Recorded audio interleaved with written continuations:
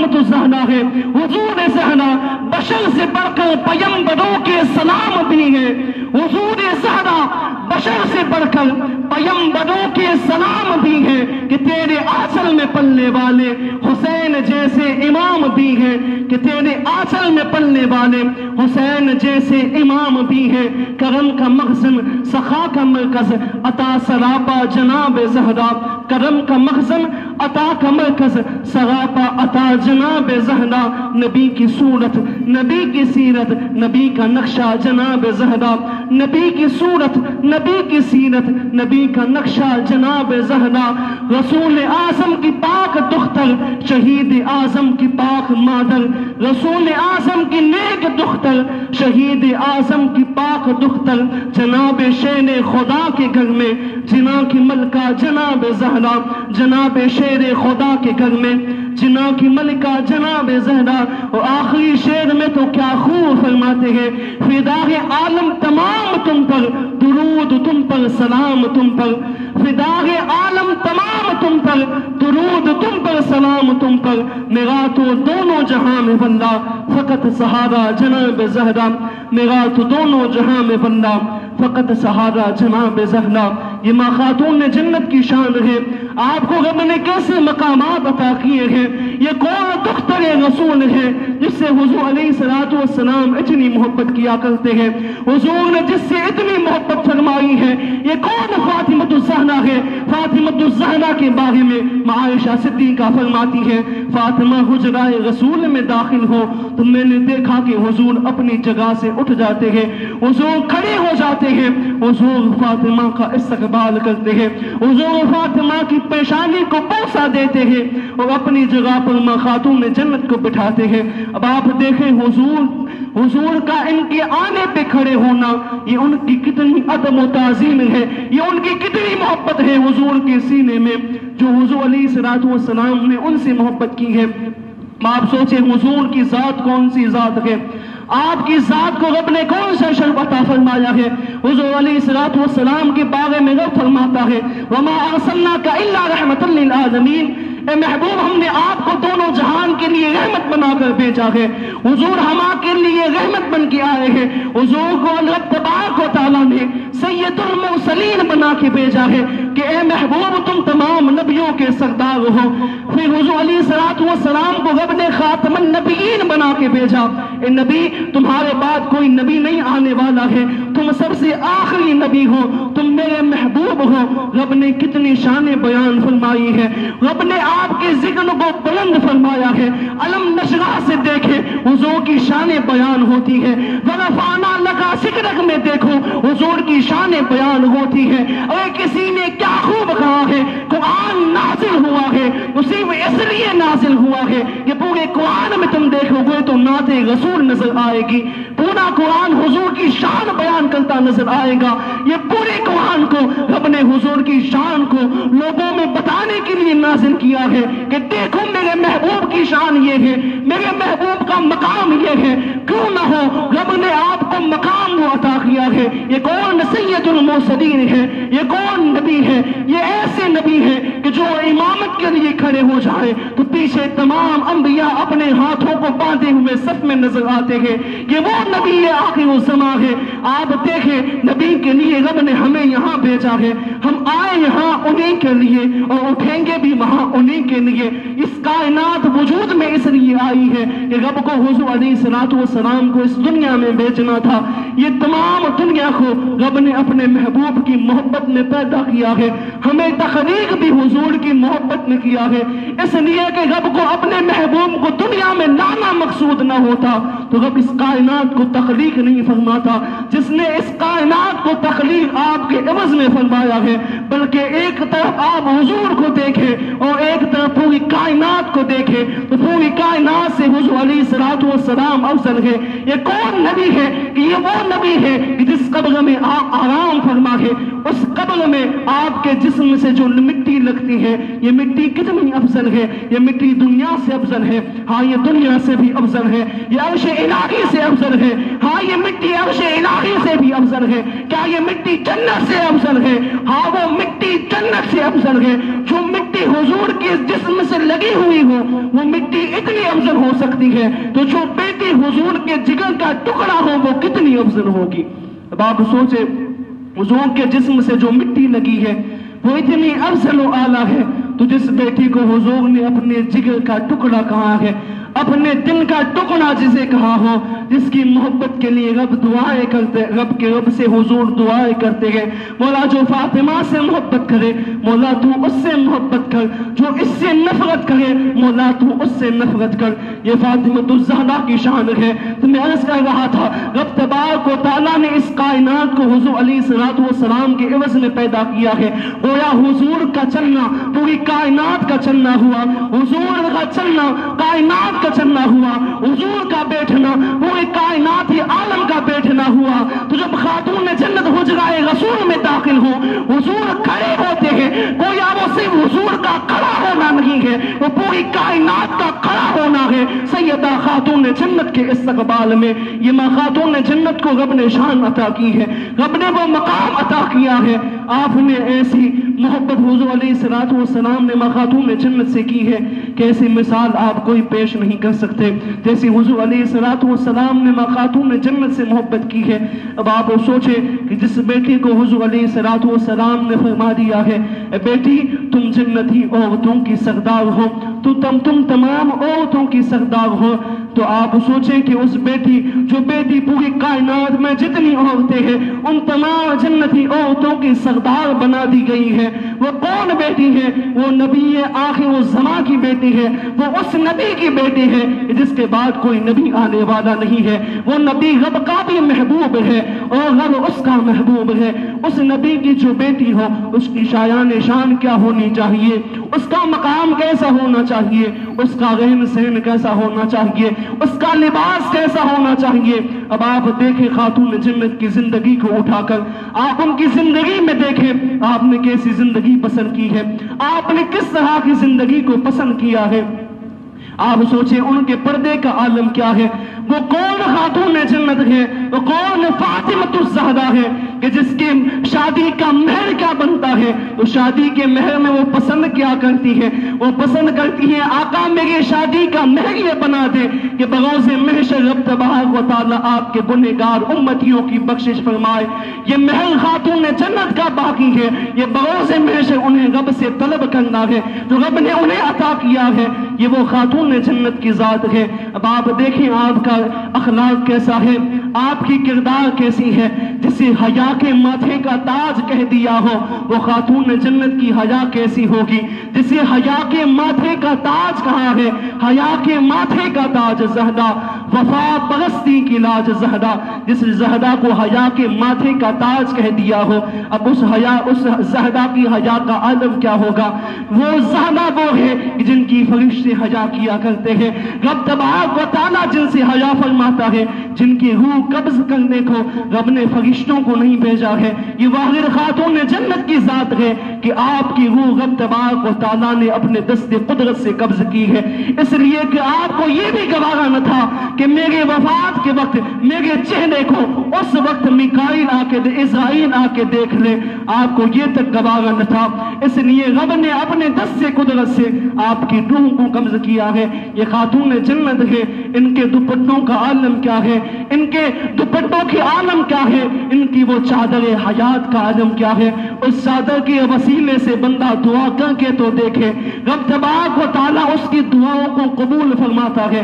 یہ صرف ان کی چادر کا مقام ہے, یہ رب نے ان کی چادر کو یہ شرف عطا کیا ہے, ان کی چادر کو یہ مقام عطا کیا ہے. حضور علیہ السلام کی بارگاہ میں ایک شخص آیا اور اس نے آ کے عرض کیا یا رسول اللہ صلی اللہ علیہ وسلم میں اسلام قبول کرنا چاہتا ہوں, میں اسلام میں داخل ہونا چاہتا ہوں. میں نے جان لیا ہے آپ ہی نبی ہیں, آپ نبی ہیں, آپ اللہ تبارک و تعالیٰ کے سچے رسول ہیں اور آپ کا جو دین ہے یہی دین حق ہے.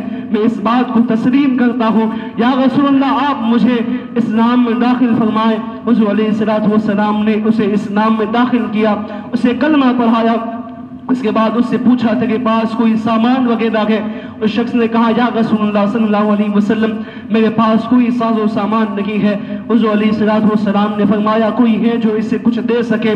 ایک صحابی کھڑے ہوتے ہیں اور وہ عرض کرتے ہیں یا رسول اللہ میرے پاس ایک اونٹنی ہے، یہ اونٹنی میں اس کو دیتا ہوں۔ اسے ایک اونٹنی دے دی جاتی ہے۔ پھر حضور نے فرمایا کوئی اور ہے جو اسے آ کے کوئی چیز عطا کرے؟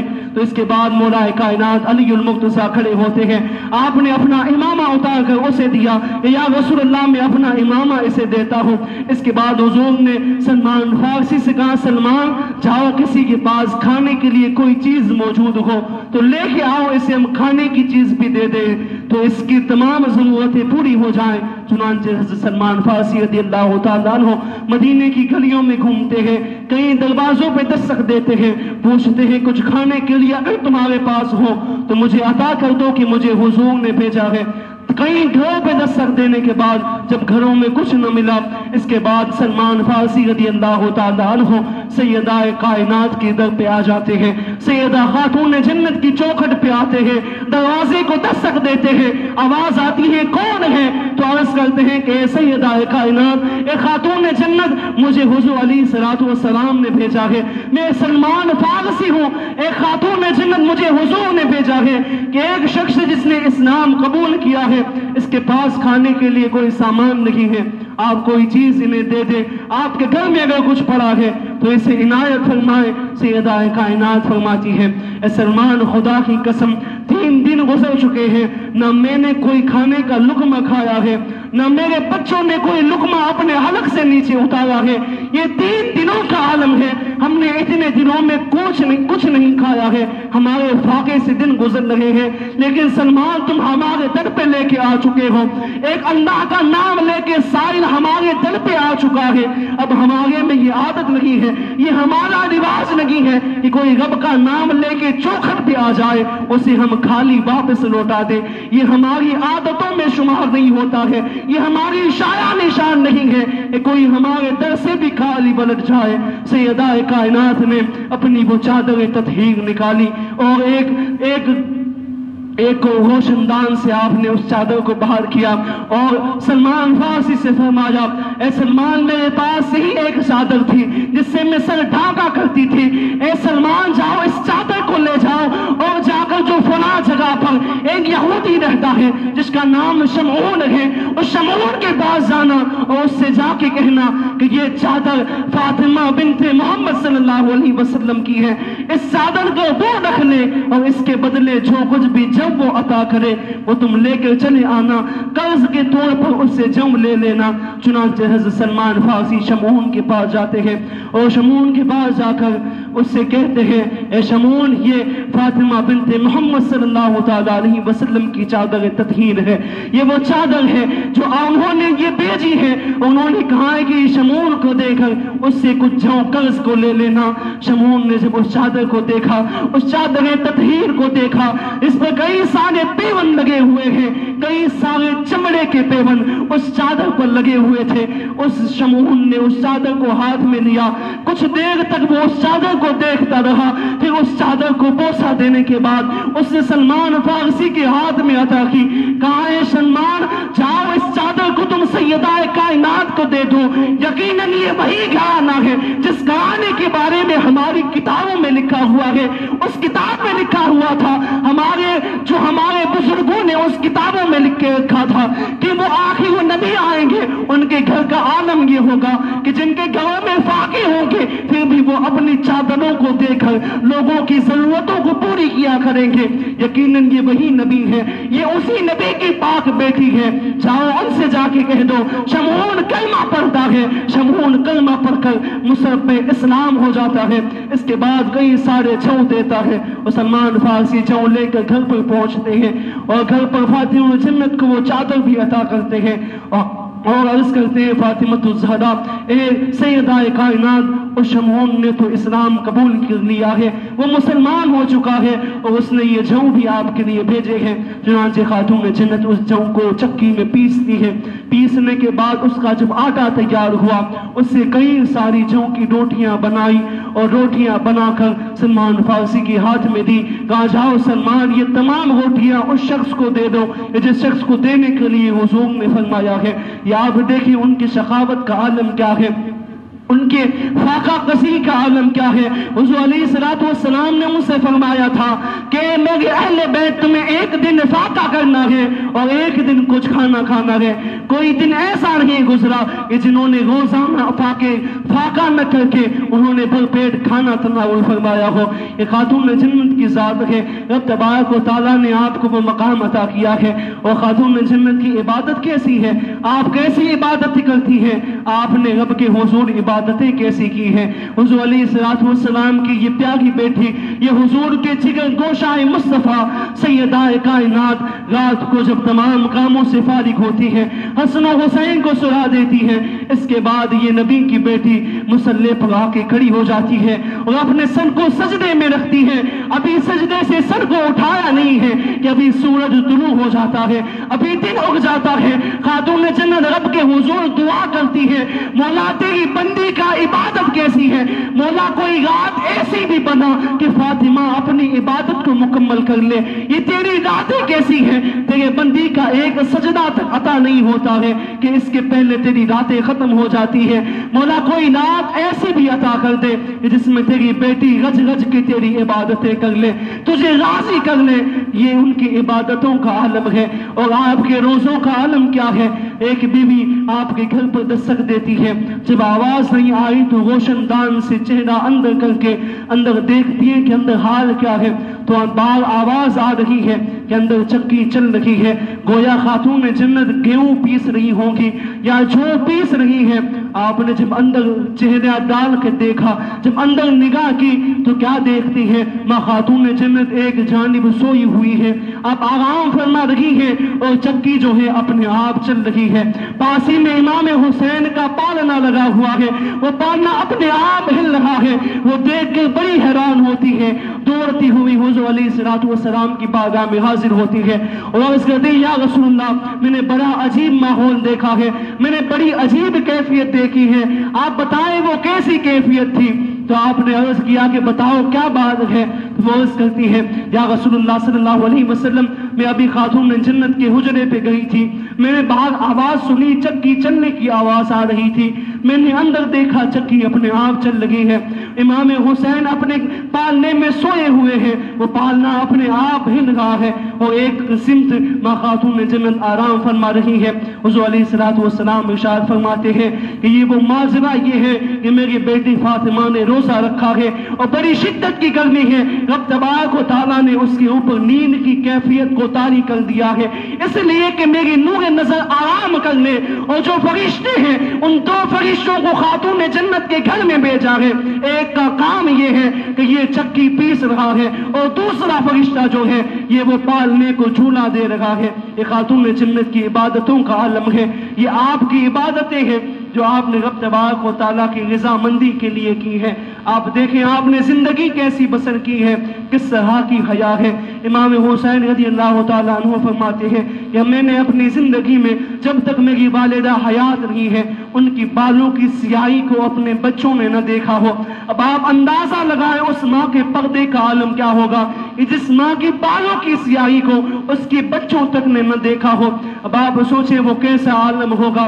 اور ابھی امام حسین کی شہادت کا وقت قریب ہے، ابھی چند لمحوں کے بعد، چند دنوں کے بعد انشاءاللہ آئندہ جمعہ کو امام حسین پاک کی شہادت کا دن ہے۔ اس دن آپ کو شہادت نصیب ہوئی ہے اور آپ شہادتوں کے بیان سنتے ہیں، لیکن کئی لوگ اس طرح بیان کرتے ہیں وہ بڑے بے بس تھے، وہ بڑے لاچار تھے، وہ پانی کے لیے پیاسے تھے۔ اگر نادانو تم کیسی بات کرتے ہو، انہیں پانی کے لیے کیوں پیاسا کہتے ہو؟ اگر یہ تو وہ ہے کہ اگر ایک ٹھوکر زمین پر مارتے کئی ہزار چشمے اس زمین سے جاری ہو جانے والے تھے، تم انہیں بے بس و لاچار کہتے ہو۔ اگر یہ وہ گھرانہ ہے جن کو بھوک اور فاقے کی تربیت بچپن سے دی گئی ہے، جنہیں بچپن سے بتایا گیا ہے کہ تمہیں فاقے آگے بھی گزارنے ہیں، جنہوں نے تین دنوں تک ایک ساتھ روزے رکھے ہوں، وہ حسن و حسین کو روزے رکھے جا رہے تھے، وہ روزے نہیں تھے بلکہ کربلا کی تربیت دی جا رہی تھی،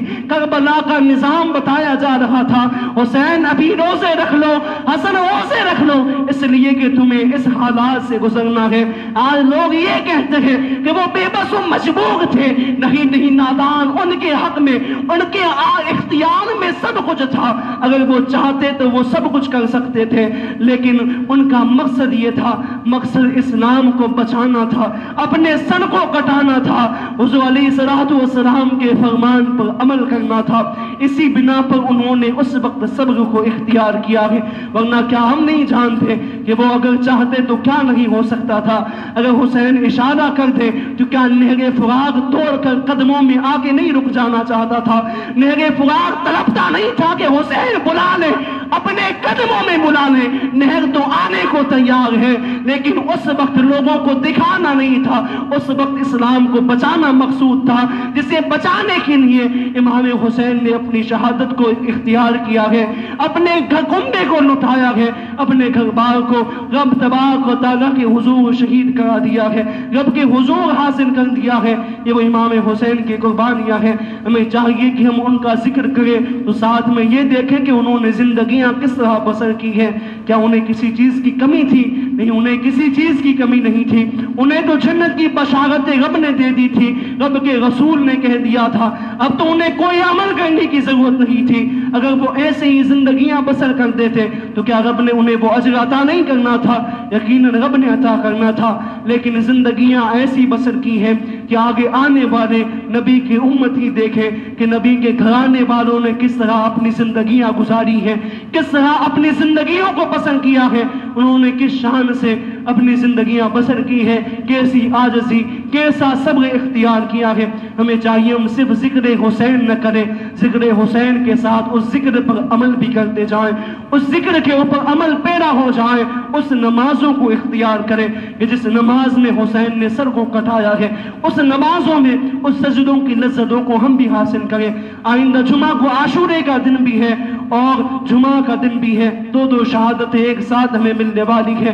ہمیں چاہیے کہ ہم ان دنوں میں اپنے رب کو راضی کر لیں اور ان کے حضور علیہ السلام کے اہل بیت کے وسیلے سے دعائیں مانگیں، یقیناً رب تبارک و تعالی ہماری دعاؤں کو ضرور قبول فرمائے گا۔ مولا تبارک و تعالی سے دعا ہے، مولا تبارک و تعالی ہمیں کہنے سننے سے زیادہ عمل کرنے کی توفیق عطا فرمائے، مولا تبارک و تعالی ہمارے گناہوں کو معاف فرمائے اور ہمیں نیکیاں کرنے کی توفیق عطا فرمائے، مولا تبارک و تعالی ہمیں اہل بیت رسول کے بتائے راستے پر زندگی گزارنے کی توفیق عطا فرمائے، مولا تبارک و تعالی ہمیں سیرت رسول پر چلنے کی توفیق عطا فرمائے، مولا ہمیں زندگی دے تو ہمیں غلامی رسول میں زندگی دے، اور ہمیں موت اگر آئے تو وہ موت بھی ہمیں غلامی رسول میں آئے۔ آخر دعوانا الحمدللہ رب العالمین۔ السلام علیکم۔ ایک اعلان سماعت فرمائیں۔